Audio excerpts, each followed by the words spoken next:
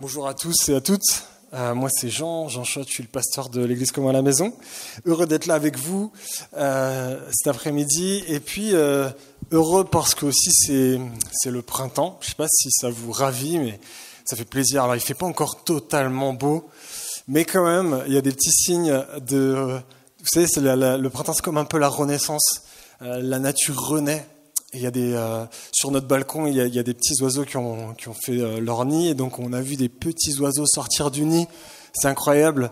On a vu aussi des petits bébés naître dans la communauté, dans l'église. C'est aussi comme des petits oiseaux qui sont arrivés. Il y a Anna, donc Ellie et Laurélise, la petite Anna qui est arrivée, mais il y a aussi Willy, de Nathalie et Paolo. Vraiment, on les souhaite la bienvenue, puis on veut vraiment prier aussi pour eux. Mais on est trop content de voir cette vie arriver dans l'église. Et aussi, en fait, c'est peut-être une aspiration qu'on a au fond de nous. On aimerait aussi qu'il y ait de la vie dans notre existence, qu'il y ait aussi comme un peu du renouveau de la... vous savez, comme des fois, on a une aspiration à que les choses soient renouvelées.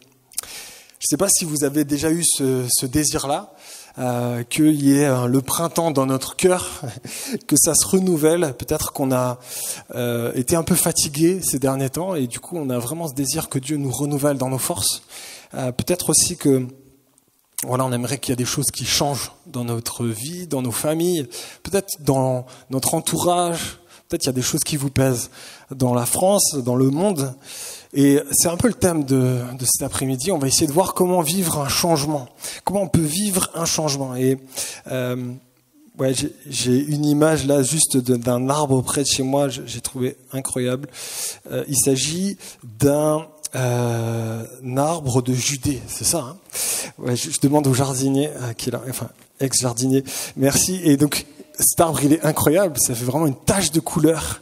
Et c'est un peu ce que on va essayer de voir, comment dans notre vie on peut retrouver un renouvellement dans nos forces. Peut-être que des choses difficiles changent dans notre quotidien. Et c'est un thème qu'on va aborder, mais en fait qui est vraiment présent dans un livre de la Bible, qui est dans le livre de Néhémie. Et on a appelé cette série donc on démarre une nouvelle série avec l'Église, on étudie un texte de la Bible, puis on va vraiment progressivement lire chapitre après chapitre pour essayer de comprendre qu'est-ce que Dieu nous dit au travers de ce chapitre. Et c'est dans le livre de Néhémie qu'on va voir cette histoire, et avec l'équipe pastorale, on s'est dit que on allait appeler cette série « Un temps pour construire ». Et voilà, du coup, on va regarder cette histoire. Alors cette histoire, elle se trouve dans vos Bibles, et donc je vous invite à prendre une Bible déjà maintenant. On va lire Néhémie au chapitre 1, c'est la page 333. Alors on va lire un petit peu ensemble, et je ne vais pas projeter les paroles à l'écran, donc vraiment n'hésitez pas à garder vos Bibles ouvertes, à suivre avec moi. L'idée c'est d'essayer de voir qu'est-ce que le texte peut nous dire pour nous aujourd'hui.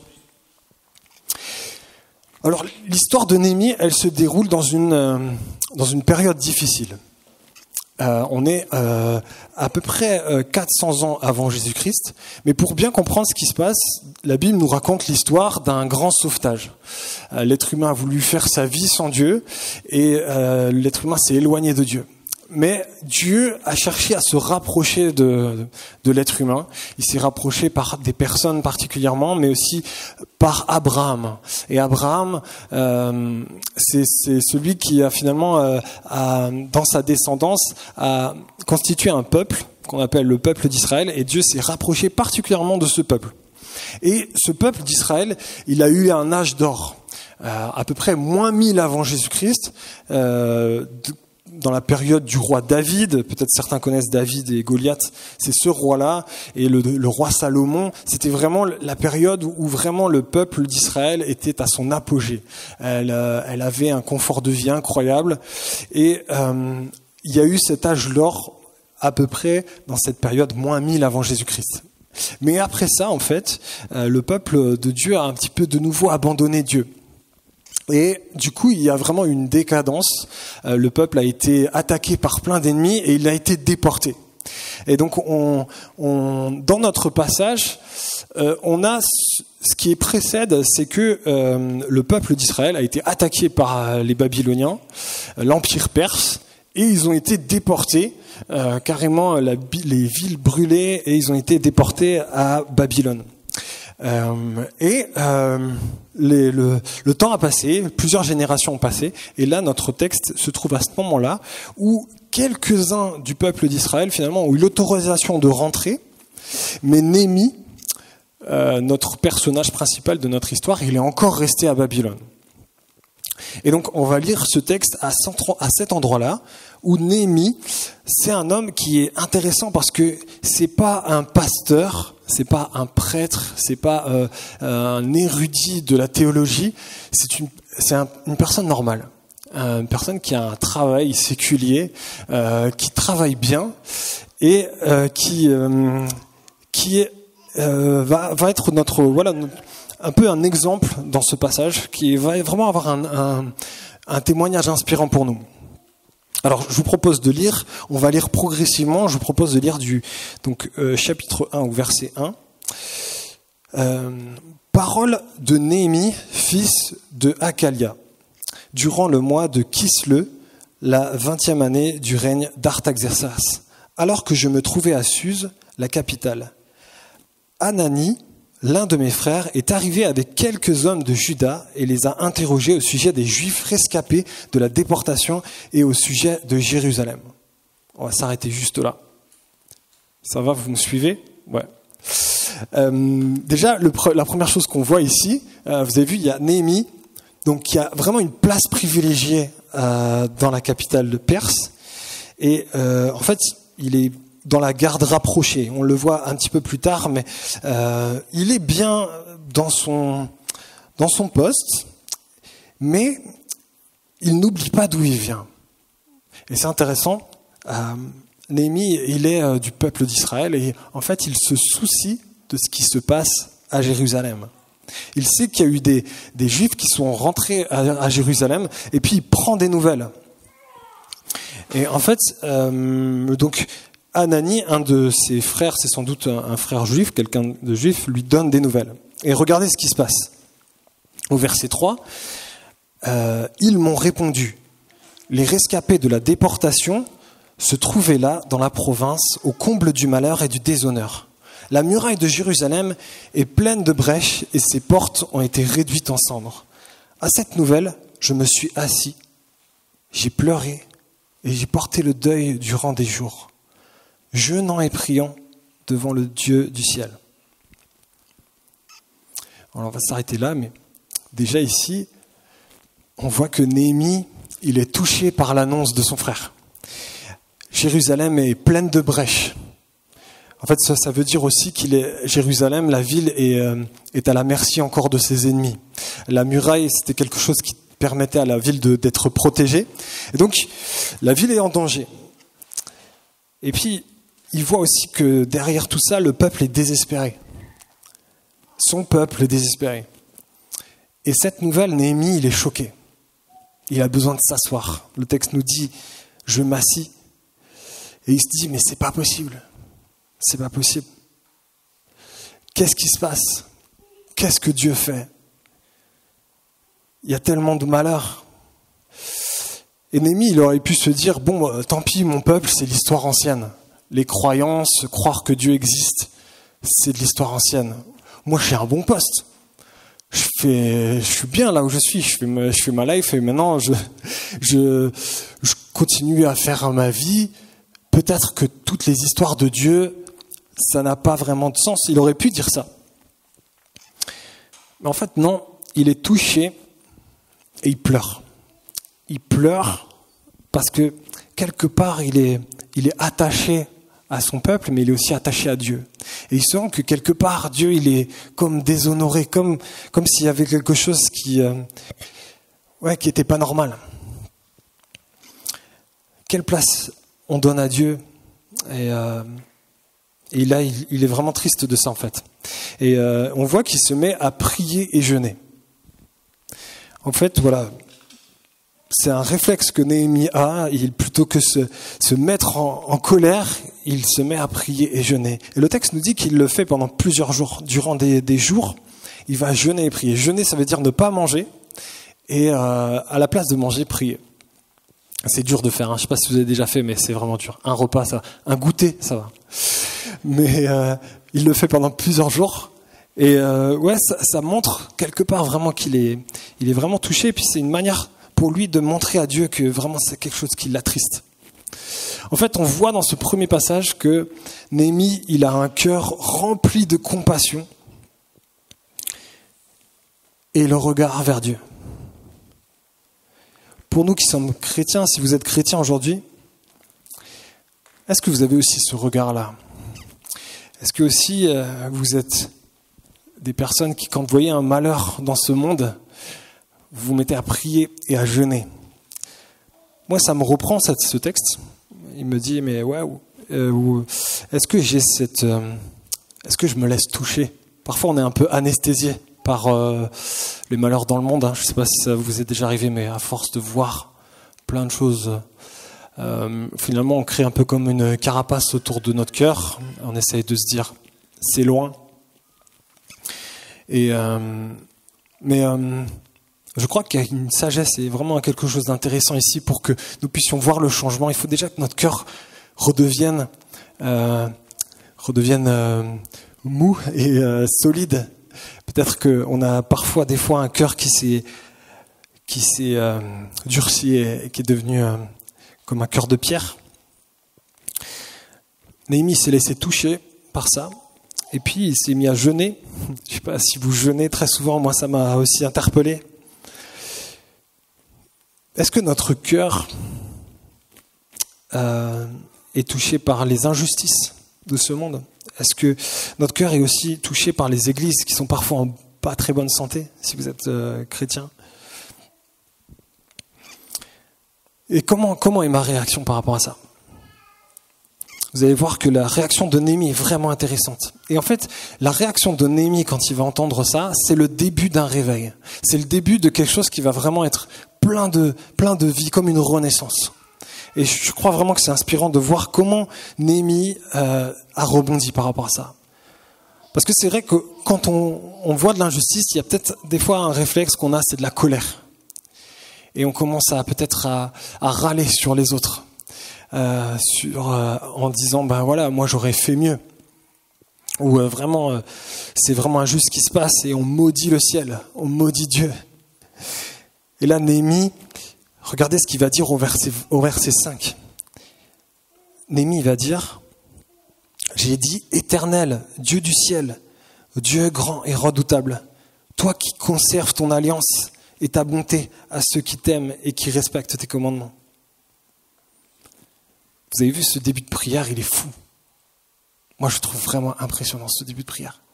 Moi, je crois que j'aurais prié, Dieu, mais pourquoi c'est la misère, tu vois. Tout de suite, je vais direct dans le problème. En fait, on voit vraiment la foi de Néhémie. Et là, Néhémie reconnaît Dieu. Il se dit, mais en fait, on a un Dieu grand et redoutable. Et son regard vraiment se porte sur Dieu. Et il considère Dieu comment il est. Il vient pas avec une liste de choses à faire, comme une liste de vœux, comme tu viens vers le génie de la lampe. J'aimerais ça. Non, il considère Dieu. Il le respecte. Il le craint. Il sait que c'est Dieu le Créateur, que tout est donné par Dieu. Et ouais, du coup, il rappelle qui est Dieu. Je crois qu'on a vraiment une clé aussi ici pour que notre colère s'apaise parfois. C'est juste regarder qui est Dieu. Parfois, je ne sais pas si vous avez déjà fait ça, mais quand vous passez du temps dans la louange, quand vous regardez qui est Dieu, c'est comme si vos problèmes commencent à devenir de plus en plus petits. C'est comme si regarder Dieu, il y a quelque chose qui vous aide à prendre du recul. Et Néhémie, il fait ça. Il regarde Dieu. Et il dit tout ce qui est beau en Dieu, quoi. Et je trouve ça vraiment beau. Hein. Si seulement nous pouvions prendre plus de temps à nous intéresser à Dieu plutôt que ses bénédictions. Je crois que parfois c'est un peu ce que nous, malheureusement, nous faisons en demandant juste à Dieu des choses sans trop le considérer. Ici, on voit que Néhémie, Il a une volonté de mettre Dieu au centre de sa vie. Il sait que Dieu n'est pas celui qui est à mon service. Au fond, c'est plutôt l'inverse normalement. C'est l'être humain qui est au service de Dieu. Et du coup, voilà, il se remet à Dieu. Il dit non mais en fait Dieu, je sais que c'est toi qui es le grand Dieu. Il se remet à sa juste place avec humilité. Et il va demander quelque chose. Donc regardez au verset 6, Néhémie va dire « Je t'en prie, prête-moi une oreille attentive et que tes yeux soient ouverts. Écoute la prière que moi, ton serviteur, je t'adresse en ce moment. Jour et nuit, j'intercède pour tes serviteurs, les Israélites, en confessant leurs péchés, ceux que nous avons commis contre toi. Oui, ma famille et moi, nous avons péché. C'est certain, nous nous sommes mal comportés envers toi. Nous n'avons pas respecté tes commandements, les prescriptions et les règles que tu avais données à ton serviteur Moïse. » Néhémie ici, donc, il prie avec humilité. Il reconnaît ses fautes. Et peut-être que là, il y a une clé pour le changement. Reconnaître ses fautes. Reconnaître là où on a fauté. Je sais pas que c'est pas tellement à la mode de faire ça. C'est pas tellement à la mode de dire ses fautes. On se dit des fois dans notre société, on se dit que quand on reconnaît ses fautes, on perd notre confiance en nous-mêmes et on risque vraiment de se morfondre sur soi-même. Et voilà, je sais pas si vous l'avez déjà entendu, mais en fait, l'idée c'est pas juste montrer ses fautes et puis s'arrêter là, mais c'est mettre la lumière, c'est mettre la vérité. Et en fait, c'est vraiment ce passage qui va créer une étincelle dans le cœur de Néhémie. Vous allez voir ce qui va se passer juste après. Parce qu'il met vraiment toute la lumière. Il reconnaît ses fautes de lui et sa famille et sa tribu et sa nation. Et en fait, il est humble. Donc on voit que dans ce passage, Néhémie est un homme qui reconnaît sa faute de ne pas honorer Dieu pleinement. En fait, il croit en Dieu, mais la place qu'il a donnée à Dieu n'est peut-être pas la place centrale de sa vie. Dieu, c'était peut-être un petit accessoire ou un petit bonus dans sa vie, mais il ne lui a pas donné la place de roi. Est-ce que nous avons donné la place de roi à Dieu ? On n'aime pas ça parce qu'on a envie d'être le maître de nos vies. Hein.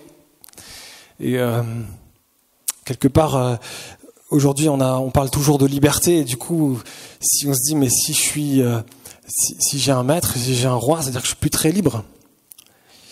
Mais ce qui est beau dans la Bible, c'est que c'est un roi bon. Et Néhémie le sait en fait. Et il va en parler juste après. Et regardez au verset 8. Regardez ce qu'il va dire au verset 8.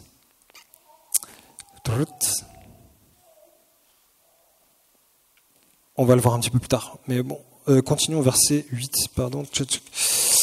Souviens-toi donc de la parole que tu as ordonné à ton serviteur Moïse de prononcer. Si vous vous montrez infidèles, je vous disperserai moi-même parmi les peuples. Mais si vous venez à moi, si vous respectez mes commandements et les mettez en pratique, alors même si vous êtes exilés à l'extrémité du ciel, je vous rassemblerai de là et je vous ramènerai à l'endroit où j'ai choisi pour y faire résider mon nom. Ils sont tes serviteurs et ton peuple, ceux que tu as rachetés par ta grande puissance et ta force. Ici, c'est vraiment le cœur de la foi chrétienne. En fait, Néhémie, il rappelle ce qu'il connaît de Dieu. Et ce qu'il connaît de Dieu, c'est que c'est un Dieu qui a fait une alliance, qui s'est rapproché de l'être humain et qui a fait des promesses. Et il a dit, mais oui, moi je me rappelle tes promesses. Tu as promis qu'un jour tu nous rassemblerais, tu cesserais que ce monde se déchire, tu ferais en sorte que tu changerais nos cœurs. Et moi je m'accroche à ces promesses. J'ai foi en ce que tu dis. Et vous voyez, ce qui est trop intéressant dans ce passage, c'est que Néhémie rappelle que Dieu, c'est un Dieu qui rachète les péchés, qui rachète nos fautes. Ceux que tu as rachetés par ta grande puissance et ta force. Donc, c'est trop bon parce que Néhémie n'a pas peur de venir vers Dieu en disant mais j'ai fauté et puis tu sais, tu te flagelles et tu te dis en fait je suis un moins que rien. En fait non, il sait aussi que malgré qu'il a fauté, il est aimé de Dieu. Il est racheté de Dieu. Et là on a le cœur de ce qu'on a de l'évangile, de la bonne nouvelle de ce que la Bible nous dit, c'est que c'est un Dieu qui rachète nos fautes. Donc il faut lui dire nos fautes. C'est pas un problème de lui dire nos fautes. Justement, ça met toute la lumière. Et parfois, Dieu a besoin qu'on reconnaisse nos fautes, qu'on puisse se laisser aider par Dieu. Est-ce que vous passez des fois des temps comme ça de repentance, mais qui sont suivis de remerciements du fait que Dieu a racheté vos fautes? On sait que Dieu a racheté vos fautes. Plus tard, 400 ans plus tard, dans cette histoire, on a l'histoire de Jésus, ce Messie qui était celui qui allait nous porter secours. Il y avait ces promesses depuis tout le début de la Genèse qu'un jour Dieu porterait secours à son peuple et qu'il allait racheter ses fautes. Et ce Messie, c'est Jésus-Christ. Il est mort sur la croix pour racheter nos fautes. Il paye notre condamnation. Et bien que Néhémie ne comprend pas exactement comment Dieu va racheter ses fautes, il y croit. Il croit dans ses promesses. Et c'est ça qui lui donne plein d'espérance.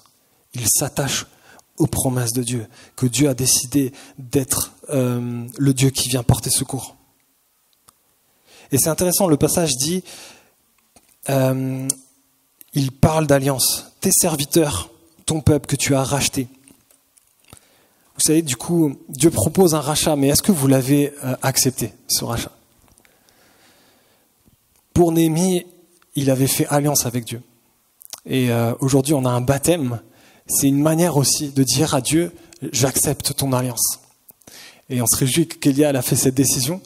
Mais la proposition que Dieu fait de racheter nos péchés, elle est faite dans le cadre d'une alliance.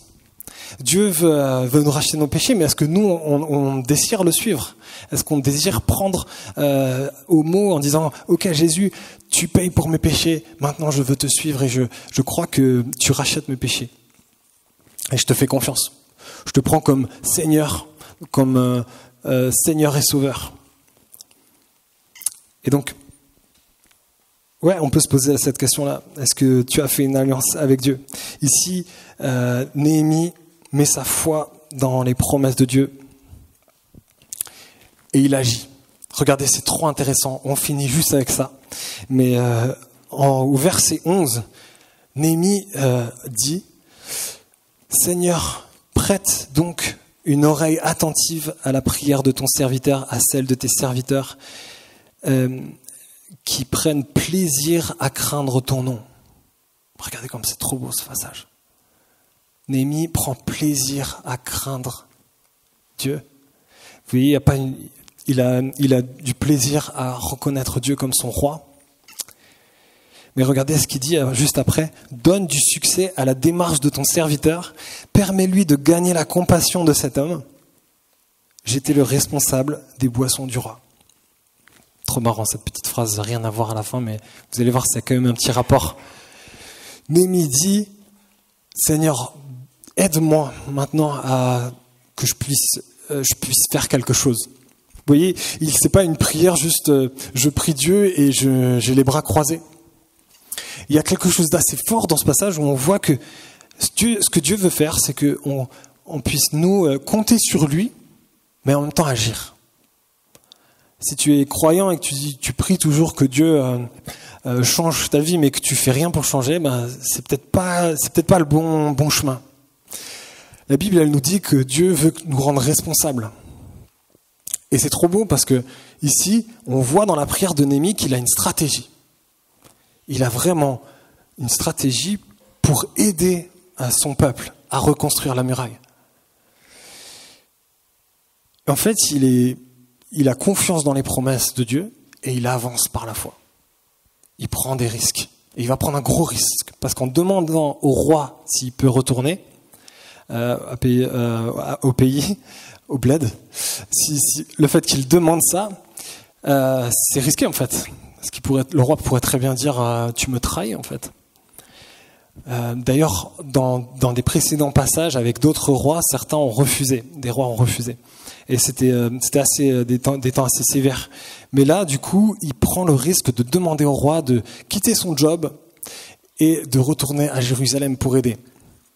En fait, il prend vraiment un risque. Et si vous êtes chrétien aujourd'hui, il y a aussi des promesses qui sont pour vous, qui sont pour nous. C'est l'idée que Dieu vient nous aider par son Saint-Esprit. Il vient nous aider à prendre des risques. Et on peut, dans la vie, prendre des risques comme ça en se disant « Dieu, tu vas m'aider ». Et Jésus, il l'a dit à ses disciples. Il a dit une phrase très intéressante. Il a dit « Et moi, je demanderai au Père de vous donner, donc à vous les disciples, un autre défenseur en justice, afin qu'il reste toujours avec vous. C'est l'Esprit de vérité, celui que le monde est incapable de recevoir, parce qu'il ne voit pas et ne connaît pas.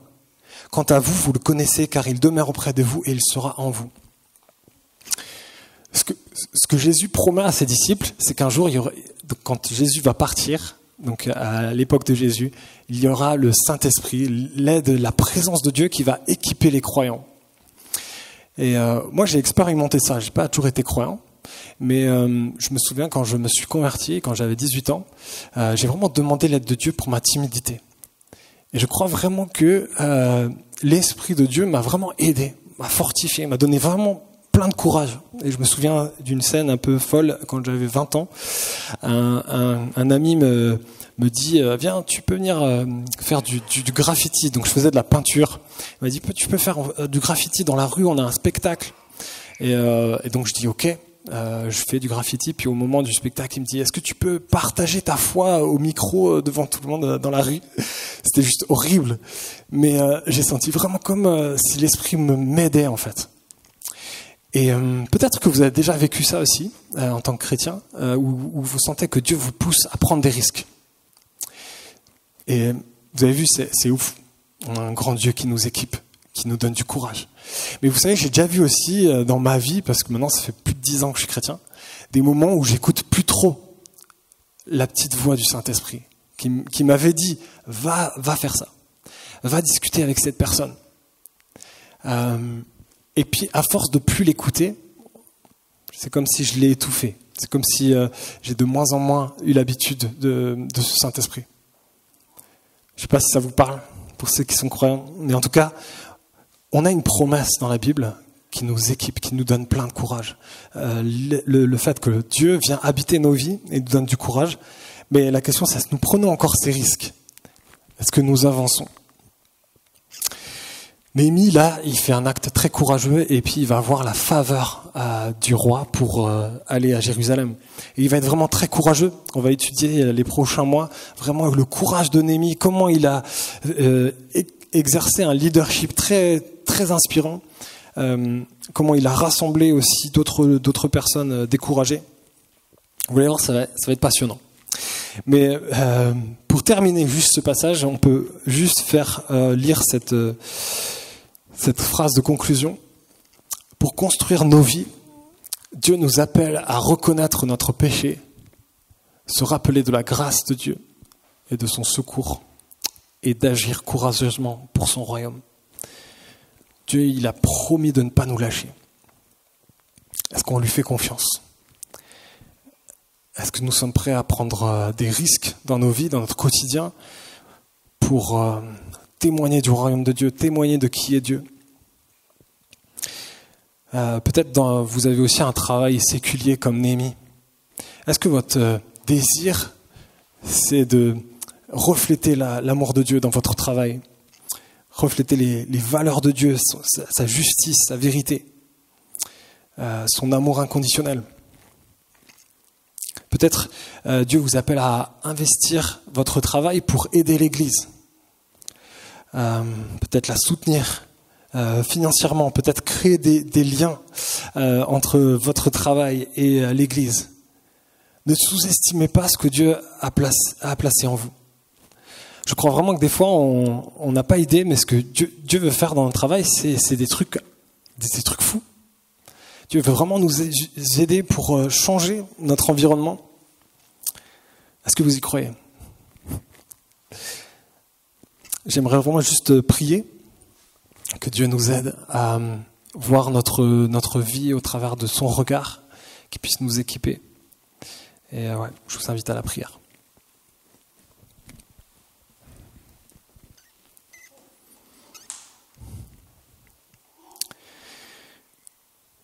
Seigneur, merci pour ce texte. Merci pour la foi de Néhémie qui est inspirante. Son humilité. Et je prie, Seigneur, que aujourd'hui, ici, dans cette salle, nous puissions être comme des Néhémies qui sont attristés quand ta présence n'est pas là, quand tu es déshonoré, quand ton Église aussi ne va pas très bien, quand ce monde est dysfonctionnel. Je te prie de nous rendre sensibles, Seigneur. Pardon pour notre manque d'amour pour toi, notre manque d'amour pour les autres. Seigneur, je te prie que tu puisses nous utiliser chacun. Permets-nous de ne pas te limiter. Tu as quelque chose à faire dans notre quotidien, que ce soit au travail, à la maison, dans des activités, à l'école. Seigneur, je te prie de nous équiper, que nous puissions entendre ce que tu veux faire dans ce monde au travers de nous. On veut se laisser utiliser par toi, Seigneur. Bénis chacun d'entre nous qui sommes là. Et merci pour ta parole qui nous fait du bien, qui nous donne plein d'espérance pour ce monde, pour ce que tu vas faire. Amen.